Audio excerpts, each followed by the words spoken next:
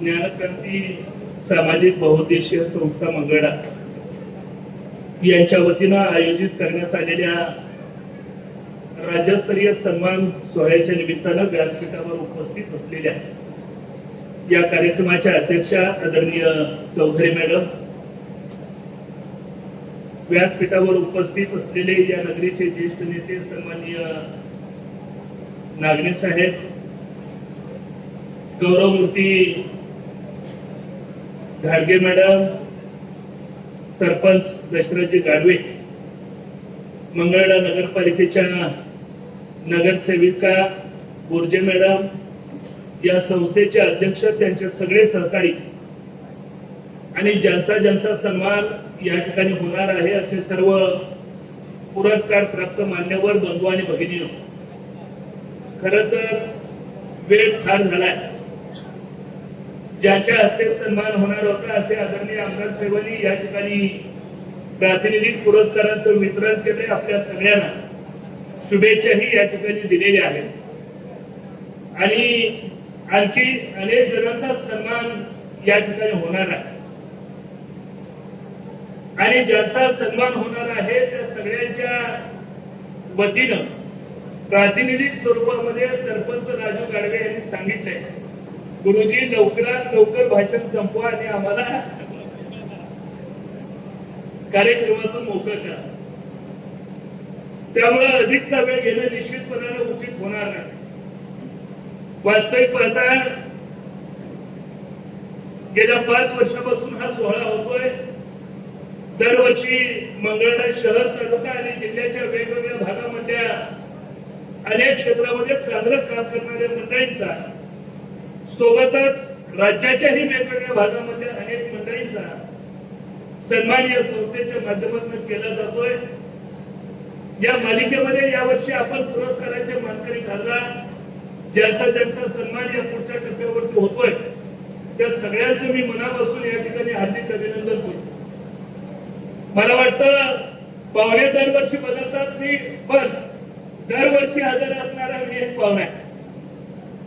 त्यामुळं आपला आजच्या कार्यक्रमाच्या निमित्तानं अधिकचा वेळ घेणं उचित नाही, पण समाजाच्या वेगवेगळ्या क्षेत्रामध्ये एका बाजूला अंधार पसरलेला असताना सामाजिक, राजकीय, आर्थिक, साहित्य, संस्कृती अशा सगळ्या क्षेत्रामध्ये अंधार पसरलाय आणि अंधार फार झाला पण ती जपून ठेवा अशा पद्धतीचा आशावाद व्यक्त करणारं गाणंही कधी कधी तुमच्या कानावरती पडतं आहे.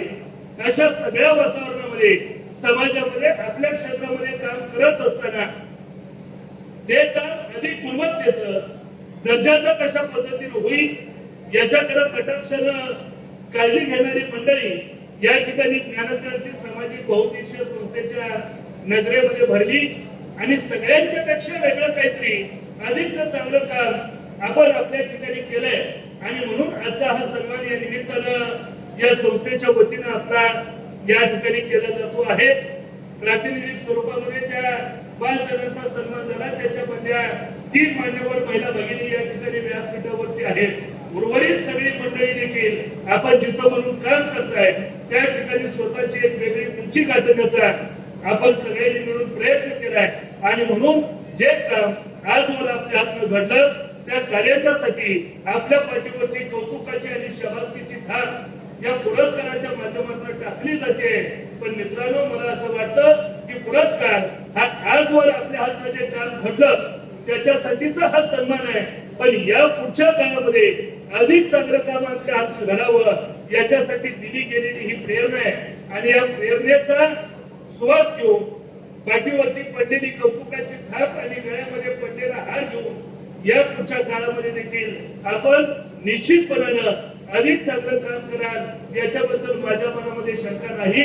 माझे सन्मित्र श्री दत्तात्रय एरवे गुरुजी यांनी या कार्यक्रमाच्या निमित्तानं आपल्याला शुभेच्छा देत असताना स्वतःचा प्रपंच, स्वतःचा व्यवसाय, स्वतःची नोकरी करत असताना आपण समाजाचा देखील काहीतरी देणं लागतो.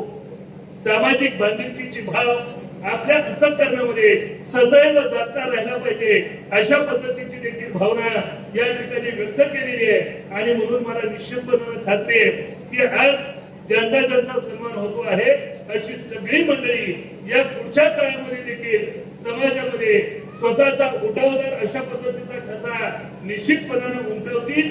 एक क्षेत्र डोळ्यापुढे न ठेवता अनेक क्षेत्रामधल्या मंडळींचा सन्मान होतो। चौधरी मॅडम या ठिकाणी प्रशासकीय सेवेमध्ये आहे। मरोड्यासारख्या गाव पांढरीमध्ये स्वतःचं शिक्षण घेतल्याच्या नंतर स्वतःच्या वक्तृत्वाला पैलू पाडत छोटे मोठे निवेदनाचे कार्यक्रम करत सह्याद्रीसारख्या दूरदर्शन वाहिनीवरती शासनाच्या चॅनलवरती जाण्याचं भाग्य या ठिकाणी आमच्याच गावच्या लेकीला मिळालं। हा देखील अत्यंत सन्मानाचा क्षण आहे। काही आमचे शिक्षक मित्र आहेत त्यांचा सन्मान या ठिकाणी होतोय। कृषी क्षेत्रामध्ये काटे साहेब काम करतायत त्यांचा सन्मान होतोय।